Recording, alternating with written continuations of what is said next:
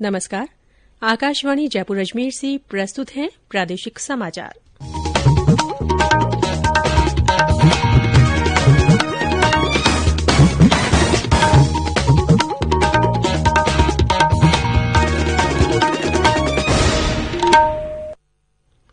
समाचारों के साथ मैं रितिका गुप्ता।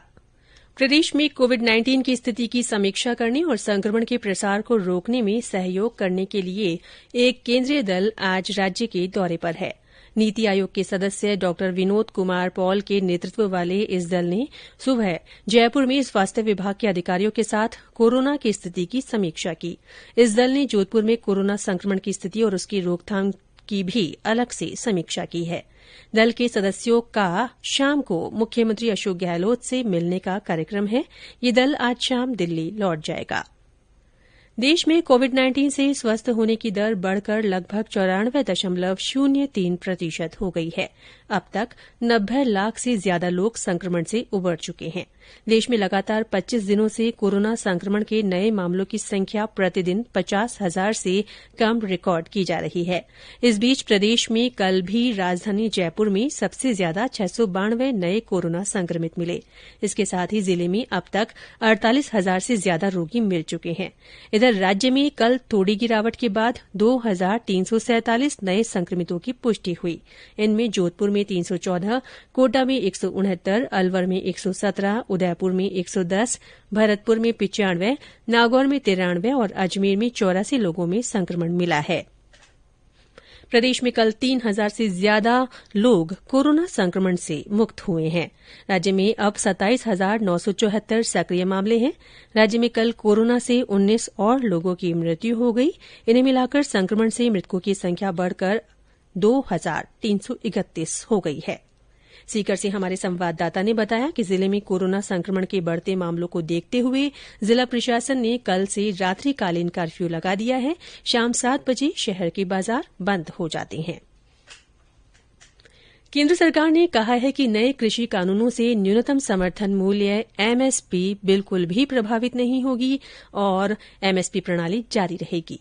ये कानून किसानों को बेहतर मूल्य दिलाने के लिए एपीएमसी मार्केट यार्ड के बाहर अतिरिक्त व्यापारिक अवसर पैदा कर रहे हैं।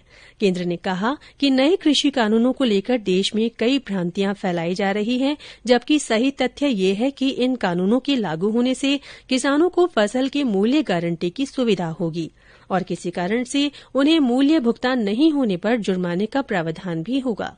वहीं न्यूनतम खरीद मूल्य की संरचना पर इन कानूनों का कोई असर नहीं होगा। श्रीगंगानगर जिले के सूरतगढ़ थर्मल पावर संयंत्र की 7वीं इकाई में बिजली उत्पादन शुरू हो गया है।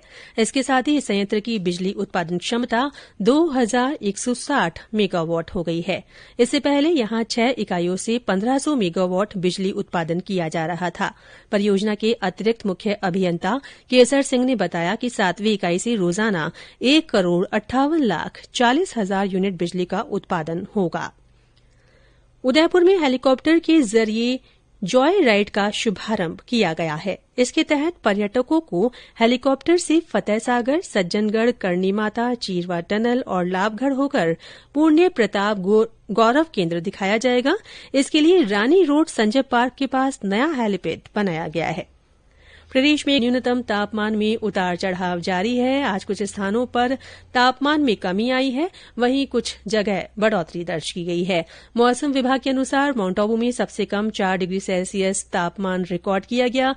इसके अलावा फतेहपुर शेखावाटी में 4.8, सीकर में 6.5, चूरू में 6.6, भीलवाड़ा में 8.4, चित्तौड़गढ़ में 9.6, श्रीगंगानगर में 9.8, उदयपुर में 10.5, जोधपुर में 11.6 और राजधानी जयपुर में 12.2 डिग्री सेल्सियस न्यूनतम तापमान दर्ज किया गया।